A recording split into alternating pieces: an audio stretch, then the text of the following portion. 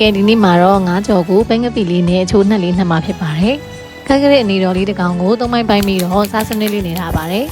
ပြီးရင်တော့သူ့ကိုကြော်လိုက်ပါတယ်ကြော်တဲ့အခါမှာမကြေအောင်လို့တစ်ဖက်နဲ့တစ်ဖက်ကိုခဏခဏမလန်မင်းနဲ့ပြီးသွားတဲ့အခါမှာကြက်လောက်ပြီးဆိုတော့အခါမှာလှန်ပြရမယ်ပေါ့နော်ကြော်နှက်ပြန်လုံးမှာဖြစ်တဲ့အတွက်ကြောင့်မလို့အရန်ကျွတ်တဲ့ထီကိုမကြော်ပါဘူးဒီနေထားလေးမှာပဲတစ်ဖက်လှန်လိုက်ပါမယ်ရမ်းမကျွတ်ပဲနဲ့နှစ်ဖက်လုံးကျက်တဲ့နေထားမှာပဲဆဲလိုက်ပါတယ်ပြီးရင်တော့ချက်တော်နီကွင်းကွင်းလေးရာလေးတွေကိုစီတက်လိုက်ပါတယ်ချက်တော်နီလေးတွေနွမ်းလာပြီဆိုတော့မှပဲငပိလေးတွေထည့်လိုက်ပါတယ်ဒါကတော့ကျွန်မသုံးထားတဲ့ပဲငပိဘူးလေးပါပြီးတော့ရင်တော့ပဲငပြားရဲ့အကြီးရဲ့ပဲငပြားရဲ့အနောက်ကထည့်လိုက်ပါတယ်ပဲငပိကအငံတက်ပါတဲ့အတွက်ကြောင့်မလို့ပဲငပြားရဲ့အကြီးကိုလျှော့ပြီးတော့ထည့်ပါတယ်ချိုရတာလေးလည်းပါအောင်လို့ကျူးစီလေးလည်းထည့်လိုက်ပါတယ်အနှစ်အရန်မချောက်အောင်လို့ရေလေးနည်းငယ်ထည့်ပါတယ်ပြီးရင်တော့ခန်းကျင်လေးသိစိတ်ထားတာလေးထည့်ပါတယ်